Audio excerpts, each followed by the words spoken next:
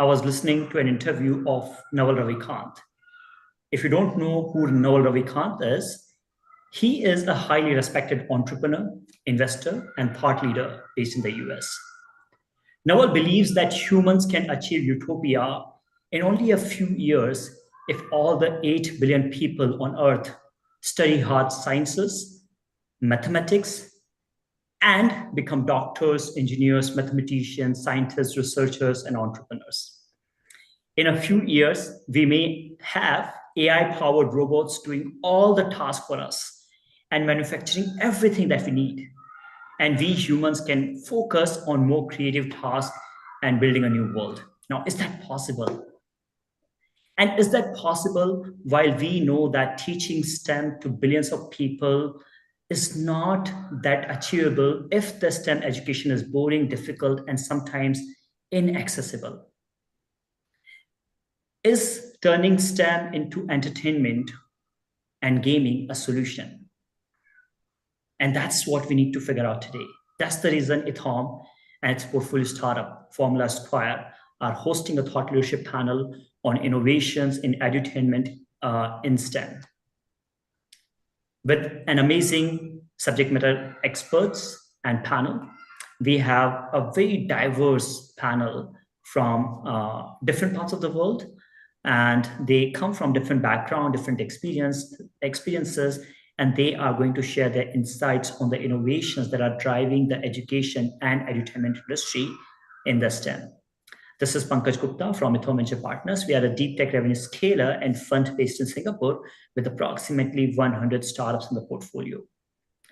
Now I would request Kelvin, CEO of Formula Square and moderator of today's panel, to introduce himself. Kelvin, please. Thank you for the inspiring introduction. I'm Kelvin, the co-founder and CEO of Formula Square. And let's start with a very quick briefing about us. Basically, we position ourselves as a mini version of F1, and we aim to decentralize the motorsports industry to make it be more affordable to everyone, including both individuals and corporates. And 2 years ago, we have spun off our STEM education business to form our own Formula Square Academy. And that's what we kickstart our journey in developing the edutainment field. And I'm happy to moderate this panel discussion, and hopefully we can share with each other with more useful information for the edutainment innovations today. And special thanks to our brilliant speakers we are having today. I'm sure we will have fun when we discuss the education together with entertainment. So first of all, Kelvin, thanks. Our guest can introduce yourself. Jimmy first. Hi, everyone. First of all, thanks so much for inviting me in joining this panel discussion. And my name is Jamie, and my role right now at Hong Science Park is the Senior Manager in Technology Project. So in my role, I oversee various initiatives at Hong Science Park, particularly in smart city, data and AI, and digital economy. So in the past, I've been participating in the RoboCon Hong Kong context for 5 years already. It would be my biggest relation to STEM education. So RoboCon, maybe you may not know, I will do a very quick briefing on that. RoboCon is an annual robotic competition for college students across the Asia-Pacific region. So each year, the competition features a unique theme that require the student to use robot to perform. So in the past 2 or 3 years, I can see more and more challenging tasks appearing in the competition. So for that, RoboCon is not just a competition, but it combines STEM education and fun all together to make students learn and grow while having entertainment. So that's my self-introduction. Thanks again for inviting me. Kevin, back to you. Thank you, Jimmy. And Diana, please introduce yourself. Thank you, Kelvin. Thank you, Pankaj, and pleasure to have me in this forum. And myself, I'm into education industry. I'm heading the executive MBA at SPG School of Global Management, and happy to contribute to this. Thank you, Diana. How about Michael? Hi, everyone. Great to be here. Michael Hauge, originally from the United States, spent 12 years living in Shanghai, China, and I'm currently living in Kuala Lumpur, Malaysia. My father, grandfather, and great-grandfathers were all teachers or educators of some kind. So although I began my career in mobile technology and private equity in China, for the last 10 years, I've been running Learning Leaders, which is a company that I founded 10 years ago. And we specialize in debating and public speaking skills for students. So we've trained over 10,000 students around the world. Some of our students have won the World Championships, Asian Championships, and many more. And delighted to be here with you all today. Excited for the conversation. Thank you, thank you. And Emil, please. Okay, so my name is Emil Chan, and I was a banker for 20-something years. And then I left the banks, helping startups, to particularly fintech startups, to raise fund and to help them to go to market. But in the past 10 years, I started to teach, mainly for postgraduate students in actually all the universities in Hong Kong for fintech particularly. And as I'm an educator, I realized that the current assessment tool or the training method has a lot of room to enhance, so that that's why I'm also helping these new startups on EduTainment and for so-called using technology, all those STEAM education, in short. So that's me. Thank you, thank you. And how about Aditya? Hi, good afternoon, everyone. It's a pleasure to be here. My name is Aditya. I'm the co-founder and CEO of Potato Pirates. We are a multimedia edutainment company specializing in STEM. We make board games that teach computer science and cybersecurity. Well, we started off as a board gaming company, literally making physical, think like Monopoly, right? We make board Wow. games that accelerate the learning of computer science without computers. So that is the main innovation. Now we've ventured out into doing multimedia. We have books. We have our own platform, and we serve schools all around the world. Right, our strongholds are U.S., Central Europe, Singapore, and Australia. And I'm happy to be here and learn more from this esteemed panel that we have with us today. Thank you. Thank you for all your introduction. And let's start with the forum. First of all, I would like to invite the management of Hong Kong Science Park, Jimmy. Could you share something about your ideal edutainment in your mind? Okay, thanks for that question. I personally, I think edutainment is not only a buzzword, but something that is happening right now. So edutainment is something like education plus entertainment. In other words, is learning while having fun. So this concept is particularly powerful in the context of STEM education, where subject can sometimes be perceived as dry or challenging. So by integrating entertainment, we can make these subjects more accessible and enjoyable. So for instance, think about how animated video can simplify complex scientific concepts, or how interactive simulation can demonstrate engineering principles in a way that textbook cannot. So when students are engaged and having fun, they are more likely to remember what they have learned, or in some way they are more willing to learn. So this is as especially important in the STEM field. So as some subject and topics are somehow complicated to be taught and to be understood in classroom teaching. So edutainment can cater to different learning style and difficulties. So visual learner can benefit from videos and animation, and some outgoing learners can enjoy their hands-on activities. So in short, it is an emerging and inevitable trend in the education field, and I can see it helps revolutionize the teaching approaches and learning experiences. So that's my personal view on what edutainment means to me and how it influenced the STEM education. Kevin. Yeah, thanks so much for your sharing. I agree with you. And I think one of the biggest advantage of edutainment is that when students are engaged and having fun, they are more likely to remember what they have learned and they want to learn more. And Diana, could you share your experience in Dubai, Singapore? What's the status in your market? Are the students get used to STEM education or just sort of start at your market right now? Okay, so we looked at Southeast Asia and Dubai. Actually, technically, we can even tap on the entire world. You see the engagement that it excites young people right now. They're so engaged into all the technology.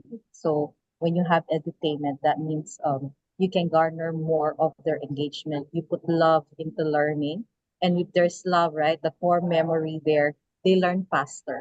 So I felt there's actually a huge impact with the edutainment if you put it into STEM. At least we're still guiding them in the right way, and we're still giving them, fostering them learning in a way that they're more room for them to learn, right? We are not limited with the old resources, but now we are expanding that resources with everything. Thank you, Diana. How about the market in Singapore? Do you have any idea to share with us? Singapore, of course, is very, the government is very supportive with all this edutainment, and you see the resources and the investment is being put on. So is Dubai.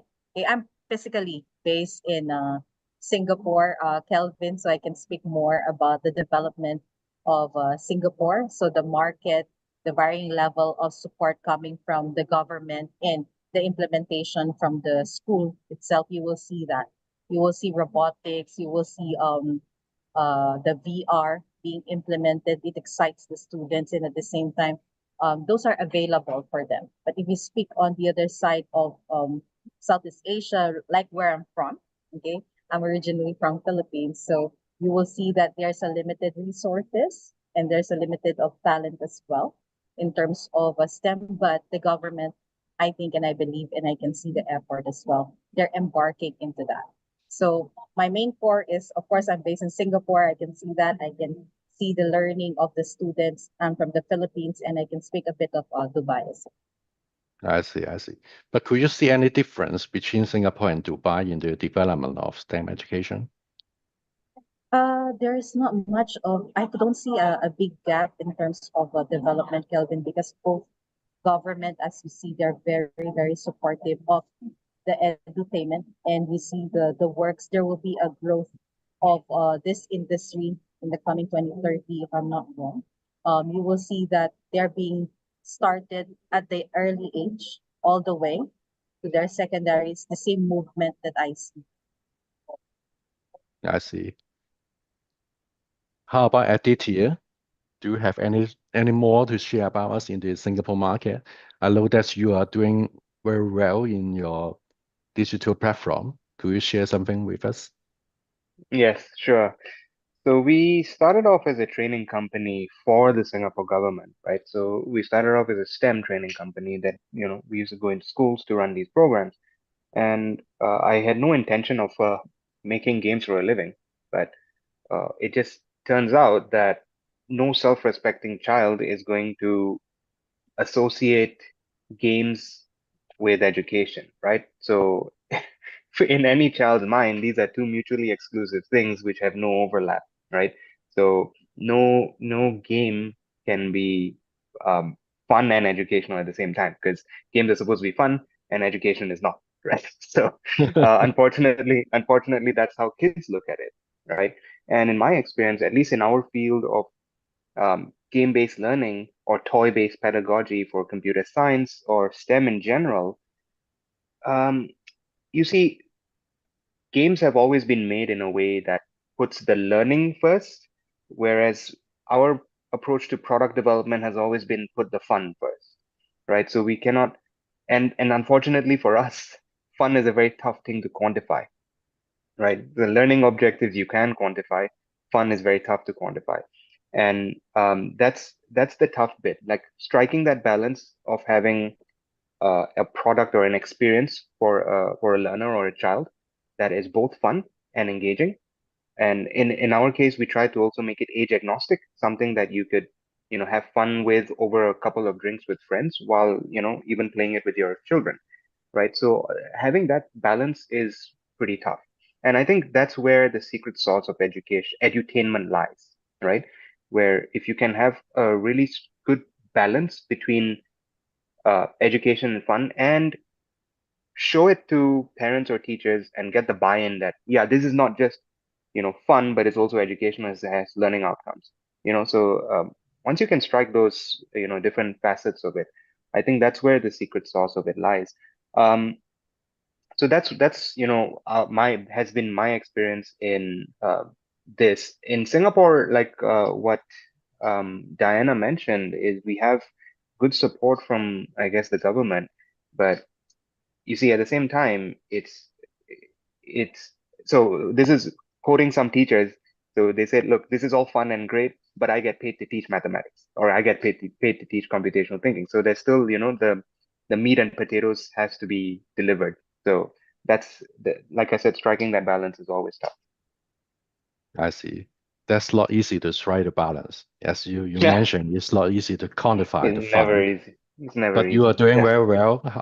Any secrets We're to trying. penetrate the market? Any secrets?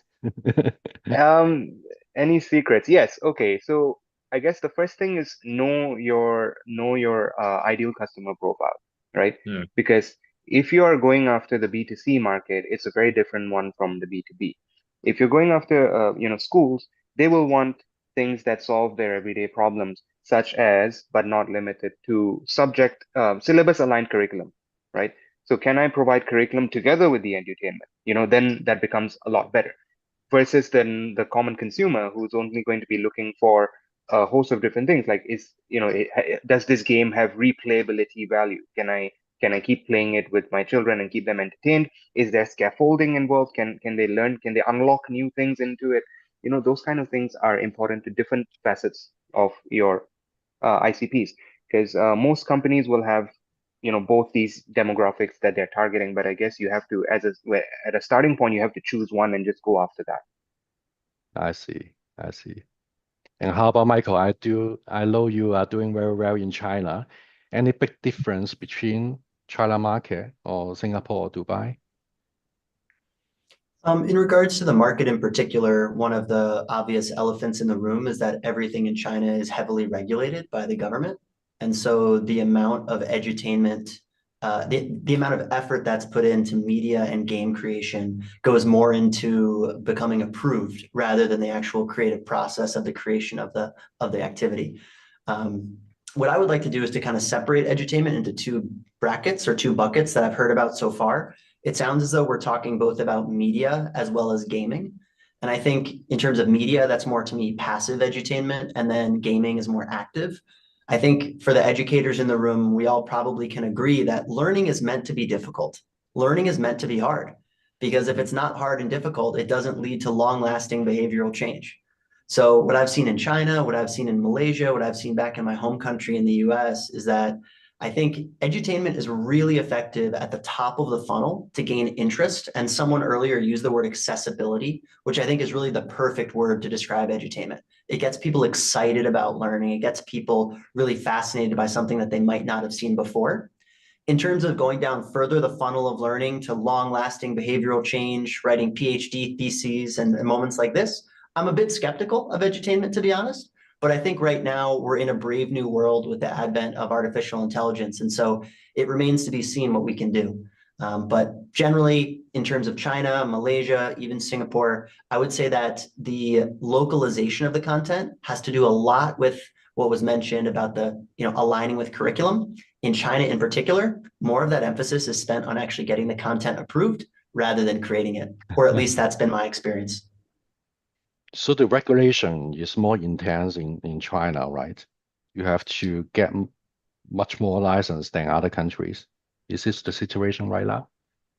Absolutely, especially after the July 2021 Shuangjian or double reductions law. There were huge changes made both in the for-profit, nonprofit, and state-run education sector. 95% of the market capitalization of for-profit education companies was slashed. We ourselves needed to close our entire business in China, laying off nearly 70 employees and shutting down multiple learning centers because it no longer went along with the regulation of the government. Now, I'm not here today to say whether that's a good thing or a bad thing, but I just use that as an example to share that you can't just freely create games and media in certain countries in the world because you need to make sure that that's aligned with what is the learning objective. So edutainment, it can exist everywhere, should exist everywhere. I hope exists everywhere. There are just certain places that require a little bit more conscientiousness when it comes to aligning that with national curriculum. I see. And Jimmy, could you share something more in Hong Kong market or anything else you know you can share about the market and the regulations?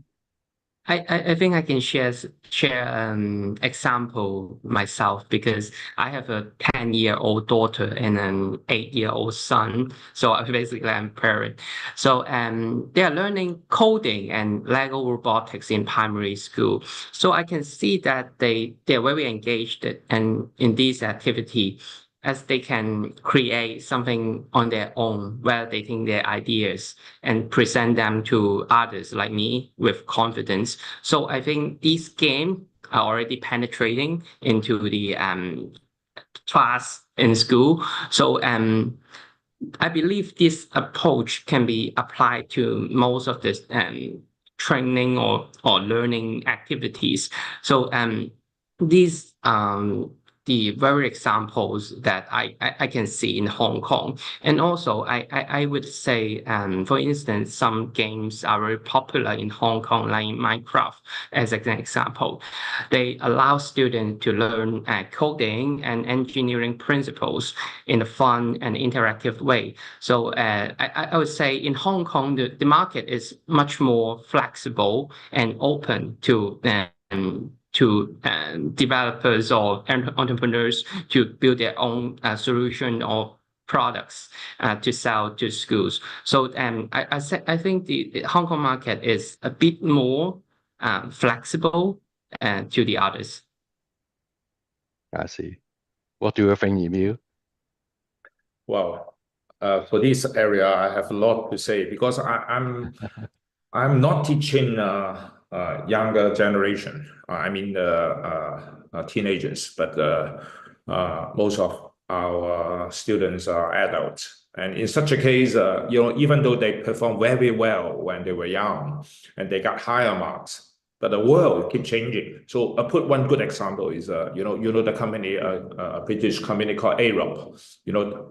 They were scammed. Technically, is the chief CFO being fooled by the scammer and saying that I'm your boss, from UK, and they are using a deepfake so that the poor local CFO pay out huge amount of money to the so-called, through more than 10 transactions. So in such a case, because I'm teaching in Baptist University for cybersecurity, so in such a case, we have 90 students per semester, and it took me more than 2 months to give the rating for them. And I keep saying that I can only try my best, but the marking cannot be very maybe I made some mistake, I overlooked something, so it's unfair to the students. So back to entertainment. What if there is a tool that I can mimic what EthAum was facing? So we'll have a simulation test, we'll have all these case study, so that we can spam the student each other, and they play as if they are playing war games, hacking each other, penetrating their system, and then I can easily tell which teams perform better, which individual student they have a brilliant idea, and the system can record down all their performance. So on one hand, I can save my time to do the marketing. On the other hand, they are more realistic result that the system can base on. So when they graduated and they look for a job, and their CV will be more reliable, right? Because they won that first prize, second prize during the competition. Not only one round. Maybe throughout the whole semester, we can test them from a different aspect. So to me, entertainment is not only a new way to teach or to drive interest to the students. To me, entertainment usually comes with a package or a system, or making good use of technology such as blockchain. Then it will be nice that the technology and the application can keep evolving, and the way how we teach or the way how we rate the student will be quite different and more effective and efficient. That's my opinion. I see. Great. And Aditya, I'm curious. Yeah. I would like to seek some advice from you. How do you separate the service charge for digital platform or the charge for physical learning and coaching? How can you differentiate and make the product differentiate? Because if I have a product online, then it will somehow compete with your own physical package. So how do you differentiate these two package and set the pricing? Yeah, that's a very good point. See, when we talk about unit economics of any business, these are the important things to discuss and consider, because the physical component in our case, right? I can only tell you about my experience. And sorry, I'm in the back of a car. That's why you're seeing my. So see, we have to look at it as the pure unit economics of a business. In our case, when we have the physical products, I think those get people excited about what we are doing, because it's a very new, novel component of a medium of teaching, right? But when we talk about unit economics, and like, let's say you're going after the B2C market, right? And that with the B2C market, the cost of customer acquisition is sky high, right?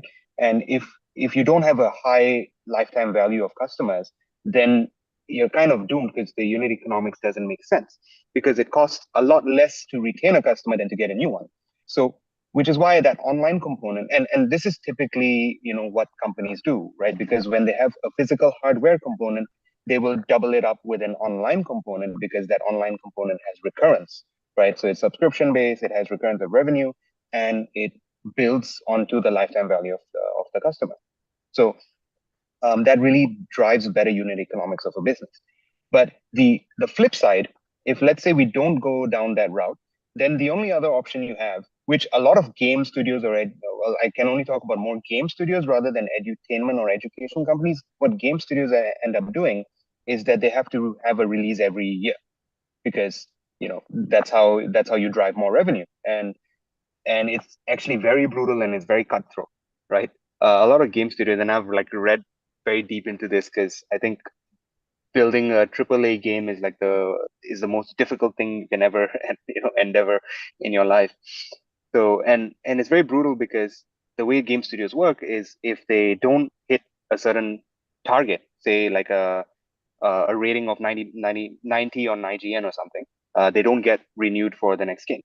And there actually has been a case like that, where the game got 89 instead of 90, and they didn't get the funding for the next one, so the studio closed. So back to your question, the physical and digital to me is very important. because it just drives one, better unit economics of business, two, multi channel engagement with your audience, and three, it just drives better learning outcomes.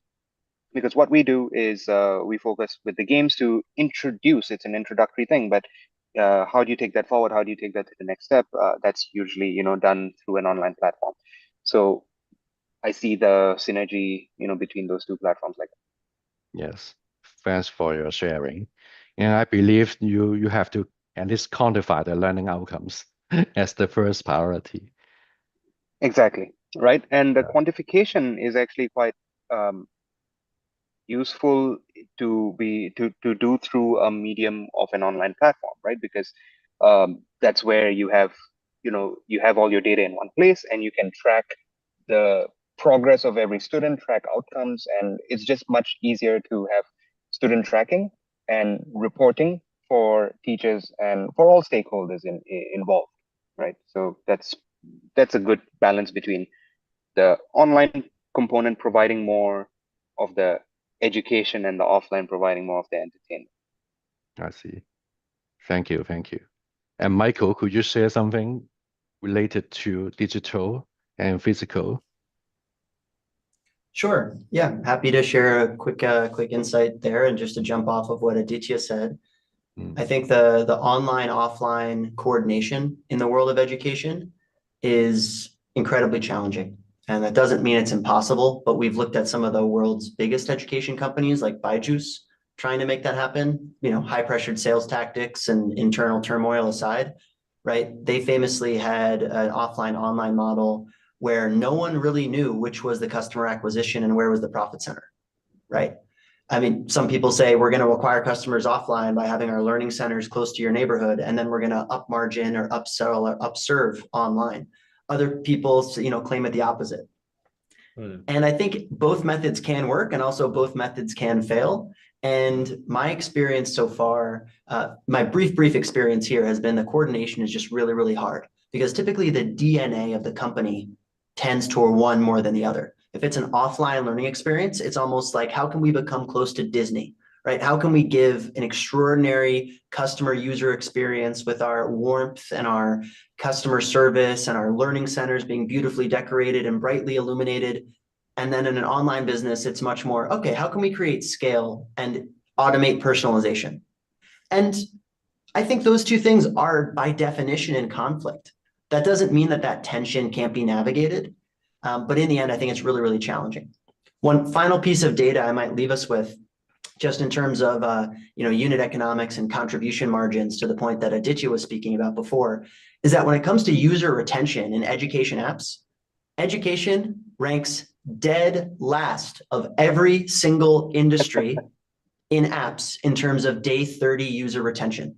2.5% of users use the education app after 30 days. Even Duolingo, which is arguably the gold standard in education apps, can't retain customers. You've been seeing their stock price up and down, but largely getting hammered. So I don't claim to have a silver bullet or a solution here, but I think when it comes to offline, online, my short experience would say pick one lane and really master that first. And then maybe once the growth targets are accomplished, maybe even grow by M&A or grow by some other type of geographic partnerships, rather than trying to dilute your culture to try to attack everything at once. Thank you. Very good point. So we should stick with the physical first. Michael, your points are so valid, because a number of years ago, it was all about going online, right? All brick and mortar businesses were trying to get online. And then once those businesses made it big, then they started acquiring all these offline centers. Like, are we going back to basics? Well, to briefly respond there, I mean, Jim Barksdale, the CEO of Netscape, which I think all of us are old enough to remember, famously said there are only two business models: bundling and unbundling. And I feel like right now, the world of education and edutainment is going through the great unbundling, right? We see universities being unbundled. We see corporate training centers being unbundled. And that's exciting for startups and challenging for incumbents. But I think, Aditya, to your point, whether or not it works online to offline or online to offline or whatever it is, I don't have a more informed opinion than anybody else here, I think. Thank you. So I can say something more about Formula Square. Our position is in between the traditional motorsports and the virtual one because we call it real virtuality. Okay, so we believe that mobile app has a very short life cycle, and that's why we stick with the reality as the starting point first.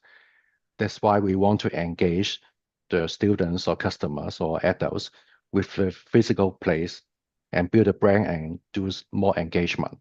Maybe slower, but I think that's the best way to start with instead of start with a mobile app. Yeah.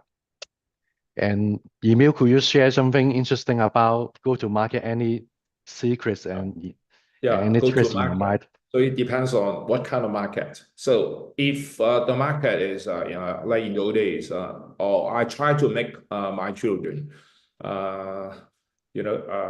getting higher marks and getting into the bad schools, and then once they graduated, then the iBanks or the whatever professional consulting firm will hire them. So that's the old way of the that channel, for successfulness.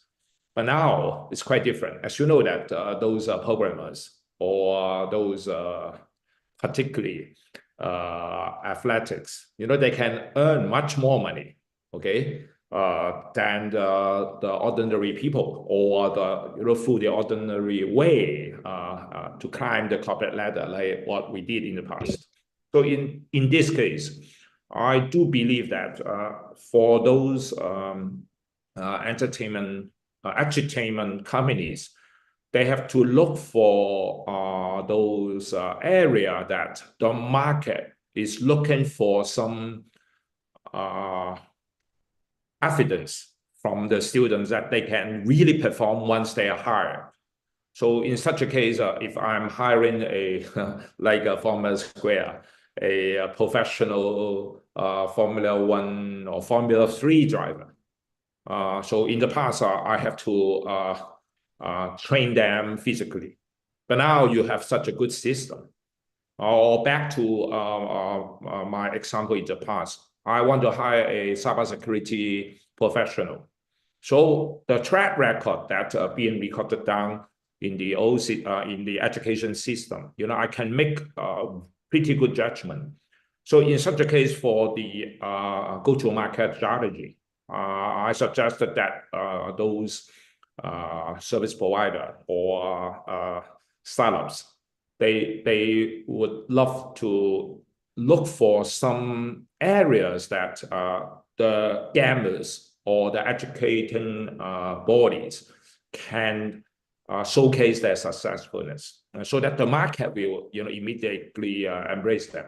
So that if there's a market, confirm that that particular method is viable, then I can see that they can easily go to the market or scale up easily. Yeah, that's my opinion. Thank you.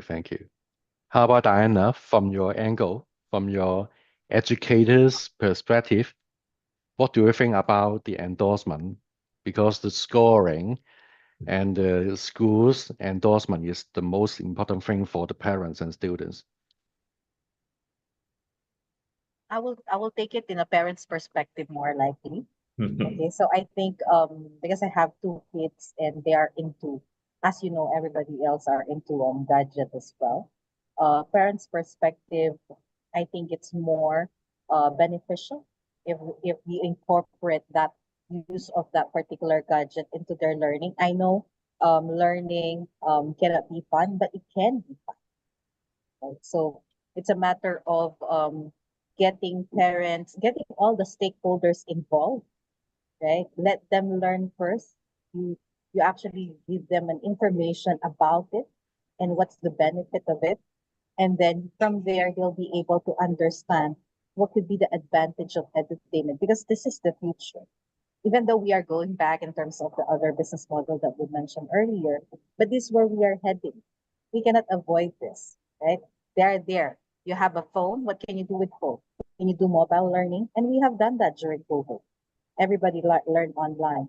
And when you do a simulation and they can put an hands-on into it, the learning is more cognitive, right? So the learning can be easily memorized. So as a parent itself, I think it's very useful. As a student myself, because I was a student before, if I have this technology before, I think I could learn better, right? So it's an assessment-wise, in terms of just going back a bit, Kelvin, assessment-wise, in terms of learning, who are the student for EduTainment and who are student for in person, I think you can do assessment, you can do blended, and then you can get that data and analyze it from there. But ultimately, getting all the stakeholders involved, those professors or teachers, parents, and then the learners, and everybody else will be able to understand more. Then that ecosystem is solid in terms of the support. That's my And take. thank you. And Diana, from your circle, can you observe that there's the trend and the demand for learning AI and Web3 or blockchain in Oh, primary school or university? I'm more of a higher ed, but yes, I can see that the hunger is there in terms of learning AI. And if you notice, I think everyone else here notices as well, it became a race. That if you don't know it, you're out. They have to learn more about it. And when you learn, you have to keep learning. Even my 11 years old is talking about AI, right? So there's some language that I do not understand as well that I need to keep up. So imagine my generation. I have to be up, I have to be in between, right? So my kid and all like-minded people like here. So I need to keep up as a professional. I need to keep up as a parent. And then I need support, right? That's why the ecosystem is very important. So AI, blockchain, all these are they're not just a buzz like mentioned earlier. They're real. If you don't know it, you're out. So you have to be there. Not only be there, you have to be 2 steps ahead. I see. Thank you. Thank you. Any more ideas, Emil? Well, I think it is about, we are talking about digital transformation.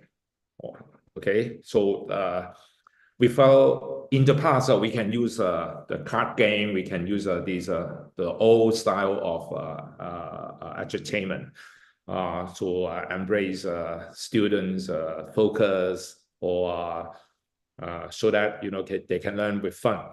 But the modern style of entertainment, most tools, they have certain level of application on the technology. So I'm an early blockchain adopter and trainer. So I would love to share with my opinion that blockchain is not solely in the past for speculation or for moving funds without these avoid money laundry check or whatever. Blockchain, the modern usage of blockchain is to create a trust system that we can apply. In such a case, if we apply entertainment with the right use of technology, a lot of process that we believe that we have to follow in the past can be lifted. For example, check-in, check-out. So that we check in the class, we check in the class, and we need the teachers or whoever to sign off, saying that this student has already spent that much hour, in the classroom.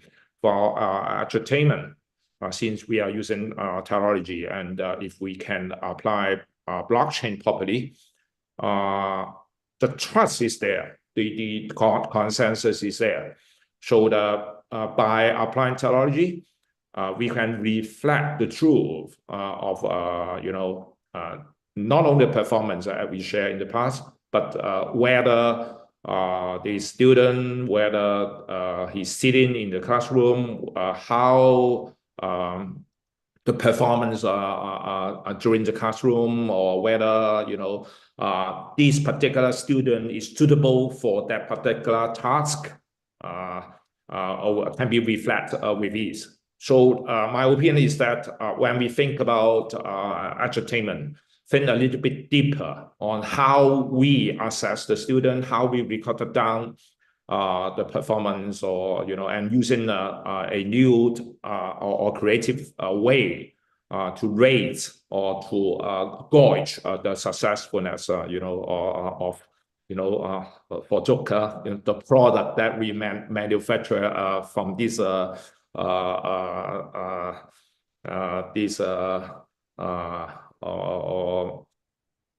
meal or whatever. If we consider in the old days that I still remember the Pink Floyd, The Wall, the movie. The student, they're all treated as one of the products being manufactured. Okay, and for edutainment, we have to change the way that we think about how we shape our student. So we have to use a creative way to teach them, and a creative way to measure them. Okay, so my 2 cents.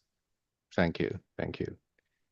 And I'm curious whether it's good time to develop STEM education or edutainment in the area, not just Singapore or Hong Kong, because we know that this market is quite mature, and the market accept STEM education already. And how about the market in Malaysia, Indonesia, or even India? Any idea, Aditya? Could you share something in your mind? So the question is about markets outside of Singapore? Yeah. Well, see, our biggest markets for consumer are not Singapore, right? It's I mean, as everyone here knows, the consumer market in Singapore is fairly small, right? But our biggest market serving schools is in Singapore because we are based here. Now, which is a little bit of a disjoint. And earlier in this panel, I had mentioned that you should know your ideal customer profile and double down on it. So I guess we have to practice what we preach also, right? And the way we do that is being able to provide for the ideal customer profile that we're going after. So when we are working with schools and customers is, or rather, the B2C, direct to consumer, is very different, and the requirements are different. So if we have the right methods to approach customers outside of Singapore, it really boils down to your avenue of delivery, right? Your channel of delivery. If you're running, brick and mortar tuition centers or enrichment centers, then that scalability, of course, is not as scalable as having a purely online platform.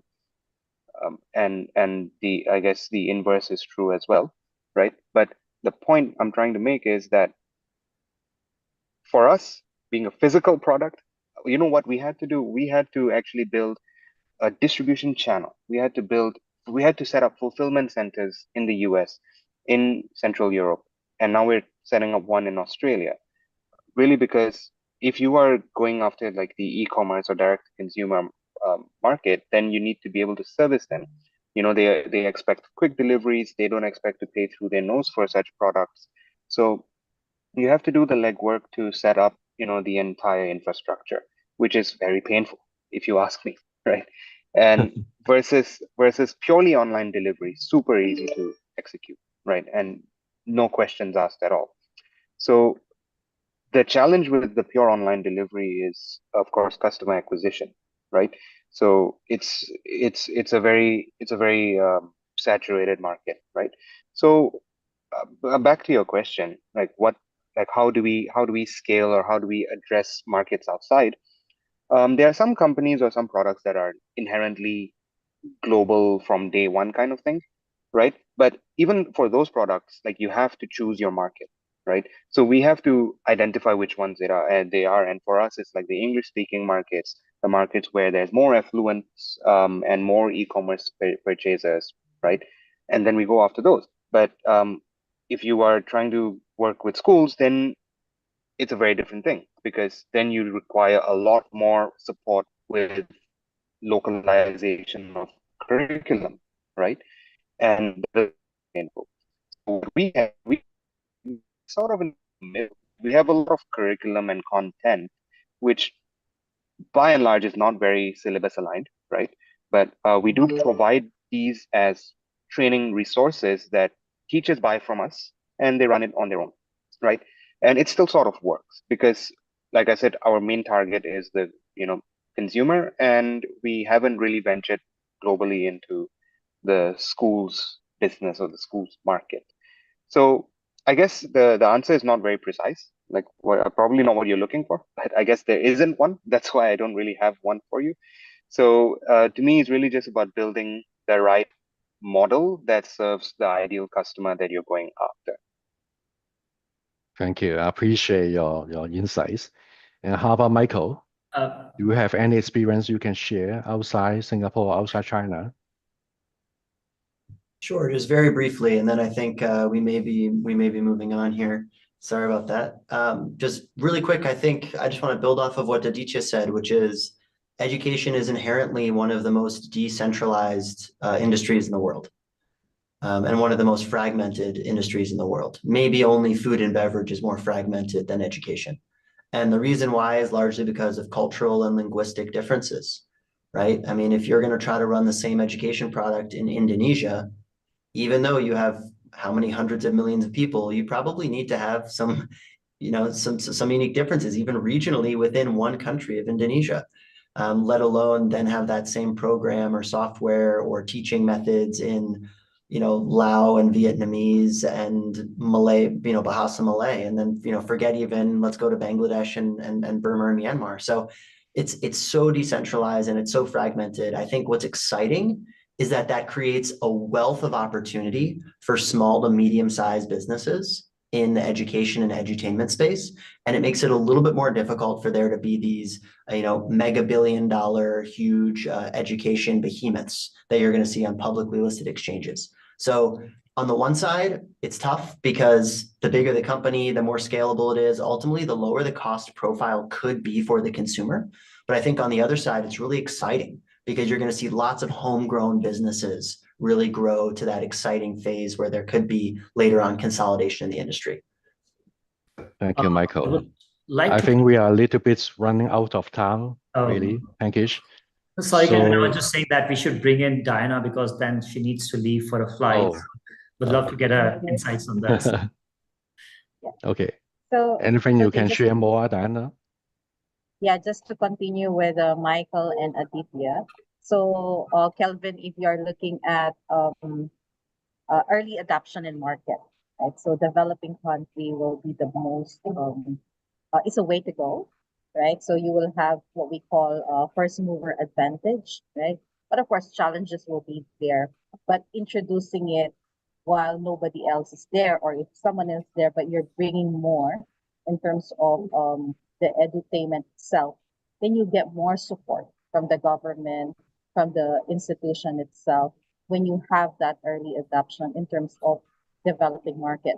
Unlike in contrast, when you're thinking about Singapore and Dubai, there are already players in there, right? So challenge is big. So it's just it's a matter of where you want to go, right? There are a lot of opportunity outside, right? Outside of Dubai and Singapore. And that adoption is, when it's a lot of opportunity, the possibility of growth is there. It's just a matter of you embarking to that and be ready on what lies ahead. So for example, Philippines, right? So there are so many areas in there. You can also think about Thailand. You can think about all these places. They have a move for that. They have there's something that they initiate about it, but they need someone to actually propel that. So you can think of that market adaptation. Thank you, Diana. Let's get in touch after your flight and after this forum. And I have to say thank you for all the panelists to sharing their insights today. And we are in a very good discussion in touching various aspects in the edutainment markets. And now I'm giving back the word back to Pankaj for the rest of the program. Thank you, Kelvin. Really, really appreciate all the panelists for this fantastic, insightful conversation.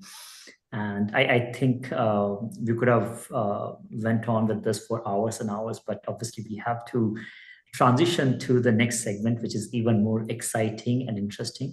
It may not be very exciting for Kelvin because we call this roast session, where founders present their product and solution and get a brutal, honest feedback from the panelist. When you are getting a brutal, honest feedback on a live stream, it may be slightly challenging, right? You may be sweating, right? So we have Edward and King on the call. King is CTO of Formula Esquire, and Edward is co-CEO at Formula Esquire, and they'll be talking about the solution, product, and then getting your feedback. King, please feel free to unmute yourself and take it from there. Yeah, please. Thank you, Pankaj. Hi, everyone. I'm King, CTO of Formula Square.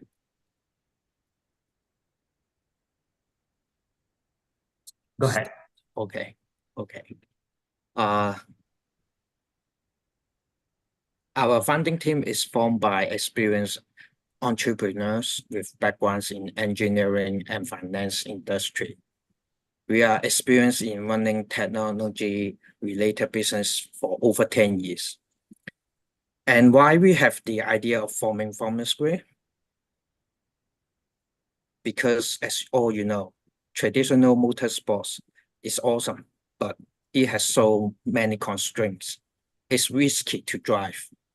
In city like Hong Kong, you have to block the roads and for the racing events, and it's super expensive for the individuals and corporate sponsors. And traditional motorsports find difficulties in engaging the younger generation. Regarding STEM education, there are still excess demand in many cities, especially for those eager to nurture the younger generation with knowledge to embrace technology applications. So that's why we create Formula Square.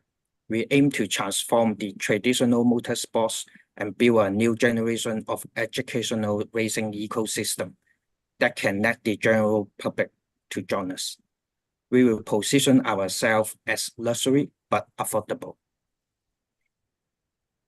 As you can see here, we have already built up our own version of racing. You can easily go racing simply through our system powered by 5G or wireless signals.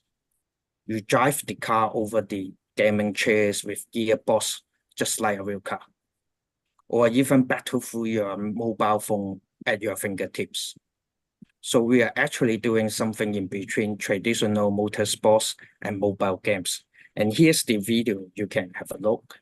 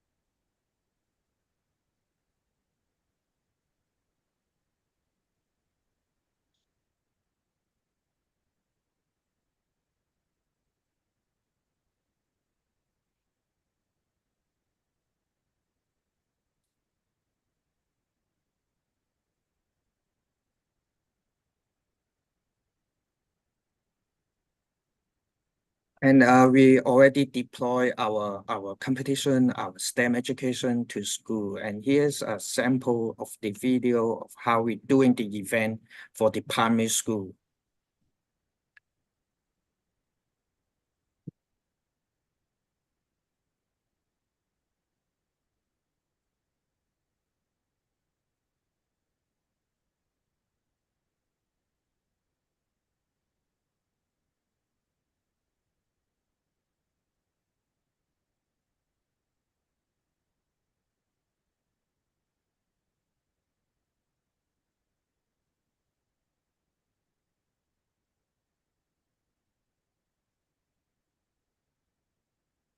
And in the video, there's lots of elements in our curriculum, and here's some elements that include in our STEM curriculum, like the car suspension is like science, engineering, and mathematics.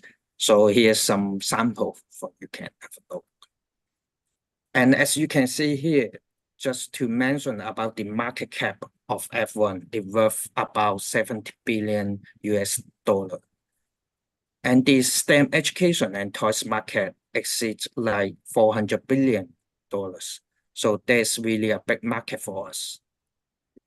Our edutainment business can actually be commercialized in the form of STEM education academy, just like a better version of F1 in school, a hub for cooperative team building and training, selling our own developed racing car or other products, seeking for sponsors or for our racing tournaments. Formula Square can let the people drive their own cars and embrace the application of other market players like Lego or Microbit or F1 in school. And here's our go-to-market strategy for success. Basically, we have already built a solid foundation. Coming ahead, we are going to build up our distribution network ourselves or through partnership, JV, franchise, like that. We are going to carry out more pop-up events and cross-border tournaments outside Hong Kong. To make our brand hot, we plan to connect with different kinds of KOLs, celebrities, or even professional racers to help us to build the racing community together. Imagine that we have 1 million superfans and we can earn $100 from each of them each year. That's already a huge profit of 100 million. We will also leverage on our upcoming Web3 infrastructure to let the community to enjoy not only the racing game and tournaments, but also sharing of cash benefits and rewards. And our ultimate goal is to have our own AI racing cars. We will also organize AI racing team to battle with each other.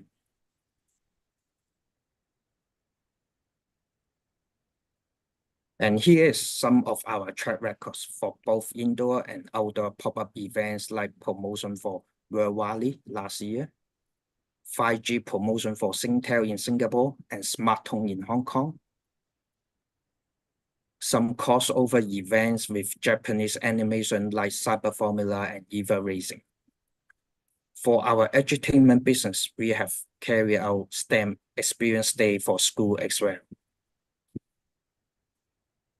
So after accumulating valuable experience and test our products in the tough market in Hong Kong, we are now looking for partners and investors to deploy our business around the world.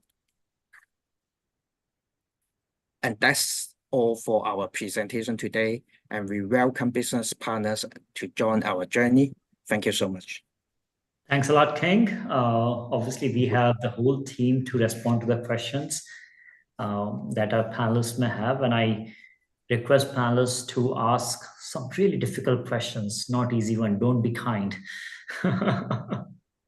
Okay, who want to go first?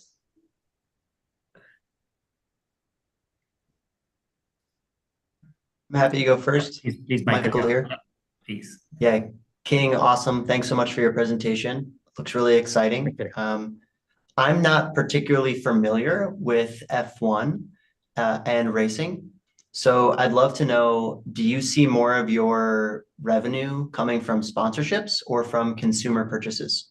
You mentioned you're hoping for 1 million customers paying you $100 a year. So it sounds as though it's a customer focused approach, but I'm curious what percentage of that ultimately you see as sponsorships. Thanks. For the sponsorships, it's like, for example, in Hong Kong, if we organize an event for like 3,000 people, we did that in Science Park before. Our cost to build the event like maybe less than 500K Hong Kong dollar. But for the sponsorship, we can ask for like 30K per company, like the sports drinks, the telecom company, the maybe some gamers, the other gamers, developer, something like that. So if we get enough sponsor, so it's like you can afford to build the events or competition. And for the selling the products, because we are building, we design the cars to sell to the customer, and that's some profit from that as well. So everyone can bring their own cars later. You can tune your own car and then bring it to our competition, but you have to buy it first. So that's a huge market for us. And $100 means they may pay to use our equipments, but not include buying our products. I see. Thank you. Thank you. I have a question. Yeah, So- Emil, please go ahead. So for the sports like Formula One or football matches, there are a lot of audience. So audience pay for their tickets. And say if I'm a sponsor, okay, I will sponsor those. I can reach out to a huge amount of people. So what's your plan? Is there a plan that in the future events or competition, you will use online, like online game. We like watching online game, even though, it's not real time. We want to watch it because it's interesting. Is there any plan that you are going to reach out to not the player, not the sponsor, but general audience? Yes, in the video, we show the video in the school competition. Actually, we have some cameras set up already and do the Facebook Live or some live streaming to the other schools for the other audience. And we cooperate with Hong Kong bank HSBC. Last year we did some team building for them, and actually we live stream the events to their headquarters. And there's like thousands of their staff as audience. So we already built the live streaming as well. Yeah, so the more the merrier, right? So we'll build a culture, that different companies that they are competing to, each other, Standard Chartered Bank and HSBC, they watch how the other teams are performing. There will be a big market. Great. Thank you. Thank you. Thank you. I think Aditya had to leave early. So Aditya, you may want to ask questions now. Yes, I actually do. Yeah, I do have some questions. So, great presentation, firstly. My question is more about value proposition, right? So, because most of the videos that you showed were in schools, now, this is always the challenge of breaking the mold because, schools are maxed out on time, right? So it's always about time, right? That's the most difficult thing to get students and teachers to give up, right? Because school students have more busy schedules than us, I think. So what would be your value proposition to schools that this is the better mode of choice than their alternatives, right? And what are you replacing? So it's a two-part question. First, like, what do you replace? And second, how do you do it better? For example, in Hong Kong, we are not only provide the after-school activities. The STEM education, many people see as after-school activities. But like last year, we already deployed our STEM lessons to their general like STEM class, like in school time. So, and our STEM is related to their like science class.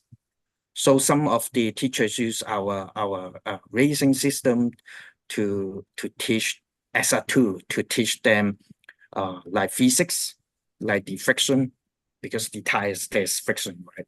The suspension there, how you calculate the pressure and the speed, the speed, how to using distance and time to get the speed. So everything is related to their science class. So some of the school in Hong Kong is already used as a tool to provide some, not only a textbook teaching, but it's a tools to teach them more physical, more exciting and gameful. So more playful for them. So this is the way we are going to replace their some tools. The difficult question would be, how do you quantify? How do you quantify that you're better, and better in what sense? To be better is like, for example, when I was young, when I learning about speed, it always is on the book. You got a picture of the Puma running like 60 kilometers per hour, but you cannot feel the speed. So now this student use our racing system can feel this physical speed. And how to do that? I can say, now we are building some system that for the teachers, so that they can verify is it good to replace the textbook. We are working with the teachers in Hong Kong. Maybe I can just give you some examples from what we had to do, right? So we had to actually start doing formative and summative assessments, right? So means pre and post assessments to quantify how much people knew before they engaged with our product and how much they knew after. And this was done with a sample size of a few hundred, maybe a few thousand actually. And in fact, the demographic at first was 8 to 15s, and now it has expanded all the way up to like mid 60s, right? And we even wrote a paper on it with a researcher from a local university, right? Really, because we want to quantify that we are actually able to accelerate the learning in a very non-traditional means, which is, without computers. So that kind of hard data is really useful when you put it in front of a teacher or a consumer, because then it's not your opinion, it's a fact, right? It's people can bring their own opinions to a conversation, but not everyone can bring their own data or their facts. So I think being more data driven about this approach of quantifying the value proposition is super useful, and the sooner or quicker you can do it, the better, because I think you have a really solid system, but selling it, especially in the Asian market, is very tough because people are a little more rigid. And I think Maslow's hierarchy of needs, right? So we are still in the bottom few, right? where we're dealing with the bare basics. So we're not looking at the next step yet, unless it's 10 times better, 10 times faster, 10 times cheaper. But you have to quantify whether it's 10x better and cheaper and faster. So yeah, that would be my quick word of advice based on my own experience of putting this in front of people. Thank you. I think that's a fantastic advice, Aditya. You have been in this situation. You obviously faced a lot of challenges in your early days, and now you are obviously have achieved quite a lot in the edutainment industry. So really appreciate your insights. And as you know, startup founders are always hungry for those insights. We shamelessly, take those insights from all the leaders. Yeah. So thank you. Thanks a lot for that. Thank you, everyone. I'll have to drop. So it was lovely being here, and let's keep in touch. I'll be happy to keep this going. Thank you. Thank you. Thank you. I think Jimmy had a question. Jimmy, please. I like to declare myself because I know Ting for years, and I personally tried on the Formula Square virtual reality driving quite a few times, and in Science Park and also at ICC. So it's very interesting product. And right now, Formula Square is an incubatee under HKSTV portfolio. I believe HKSTV has provide various support to your company, and I hope that you enjoy that. And I have a very simple question, because in in a few years ago, I tried on that, but not trying in this day. I would like to see any other new features, or what are the market development and product development plan right now in Formula Square? As I said, we already designed and trying to prototype some of the car. We will launch the cars so that the students or the other customer can buy it. And in the last year, we start to test the AI driving, which is not only you can remote drive the car, and also the AI can help you to assist you to drive better, not better, but at least you can handle it. At least it help you to easily to race to other people. And also we are trying to use AI to automatic drive the car, so that you can race not only with other students or other people, but with AI. And this can be curriculum as well. We can develop the AI curriculum for the school as well, and also for the esports. So ultimate goal is the people can versus the AI in the racing system. So hopefully we can get that in the future, maybe next year. Oh, it sounds very interesting, and I'm personally looking for that. Thank you. Okay, thank you. Okay, let's see if there are questions from other panelists, or feel free to provide your recommendations, guidance on the go-to-market strategy or on the product roadmap. As I mentioned earlier, we startup people are always hungry for the insights. Okay, I think this has been a fantastic conversation so far. Really loved the insights from the panelists, the questions. I think it was not really brutal. I don't see Calvin or King sweating at all. So I think our panelists were very kind, very generous with the feedback. So again, appreciate your time today. And I'm sure this is not the only session we are engaging in. There'll be many more in the future. We would love to see how we can collaborate, support each other's initiatives, and make sure that we all are winning. Yeah. So thank you, everybody. Appreciate your time, and we'll reconnect. Bye. Take care. Bye. Thank you. Thank you. Take care, everybody. Thank you. Bye.